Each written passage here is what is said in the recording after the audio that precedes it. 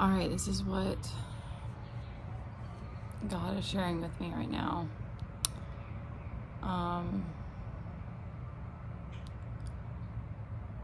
Some people, maybe most people, get broken by life at some point.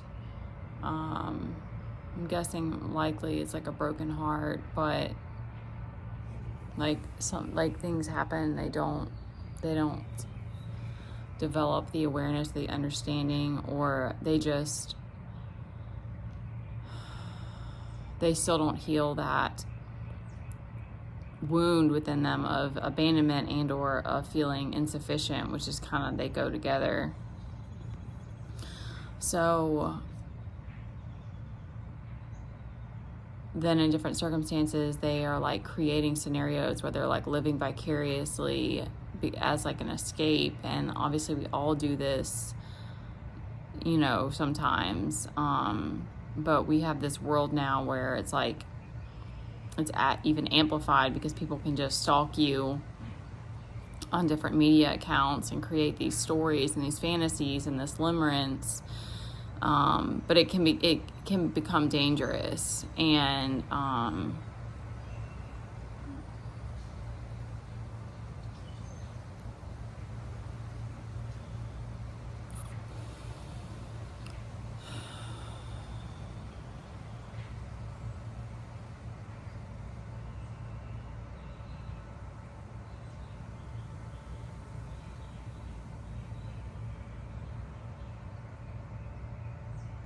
so it sounds like in my eyes right now. This is really heavy on me right now because this is specifically about my family. So obviously the hardest people are going to be your parents, because you always want, the forgiveness is needed, but you always want to give them another chance. You always want to believe that you can still have some kind of relationship or whatever. But what happens is that when you are around someone for a certain amount of time, and this is natural, that we get attached. And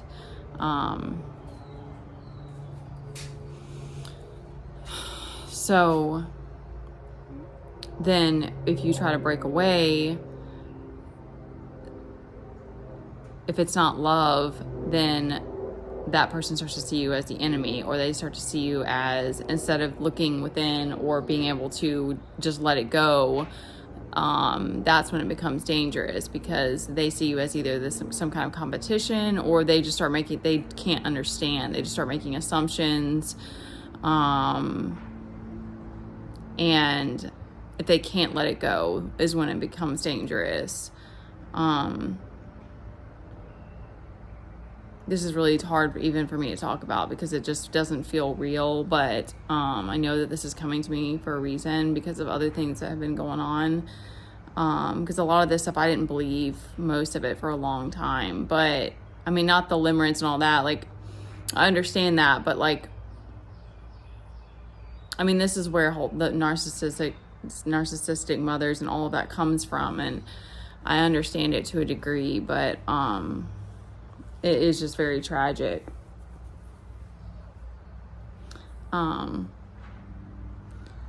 But, people are sending you death threats or different things, like even gossip and slander and all these things, like all of it has an effect on you. So you do have to protect yourself. And so,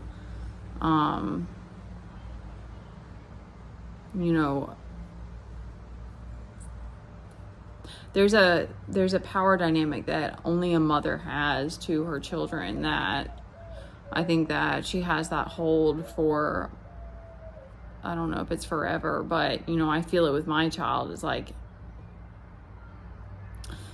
you have this destructive power that if I abuse my power, that it's destructive towards him. And so that's why it's like, for the mother to child dynamic is so crazy and so powerful, because there's going to be no other relationship in your life that's going to be like that. And it's some kids with their dads too who develop a strong pair bond with their fathers, but it's never going to be the same as it is with the mother, because she carried you and nursed you and in most cases, raises you. It's something about the dark feminine. I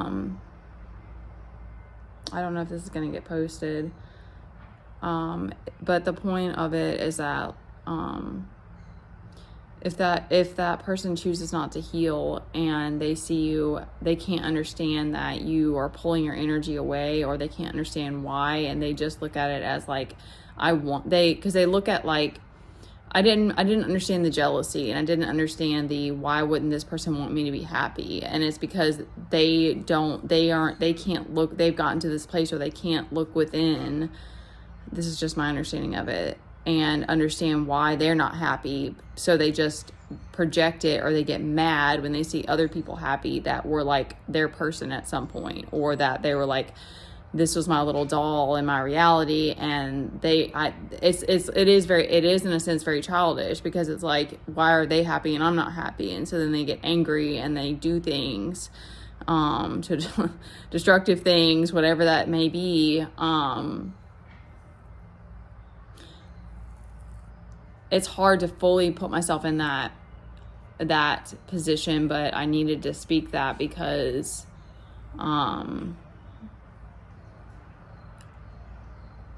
I think that when it gets to a point of like death threats, I do think there's a malicious intent. But aside from that, I just think it's that people who are unhappy want to be happy. It's like, that's the thing. It's like, we don't function for long periods in depression or sadness, or, and it's tragic, because it's like, when we don't heal, we put ourselves in these predicaments. But nonetheless, you can't force someone to move. You have to move through the pain.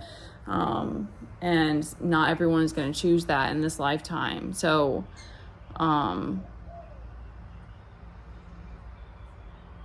you just have to put your trust in the Most High that, things are going to work out the way that they're meant to, and, cover that person in protection and love. If you love and care about them. I definitely wouldn't ever recommend sending hate, but that's just me. I'm not gonna.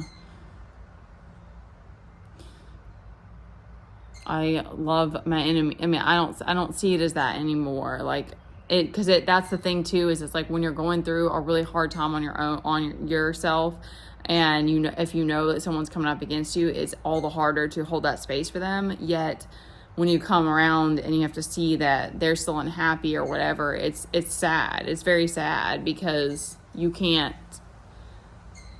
there's nothing that you can do. So you just have to separate yourself and let the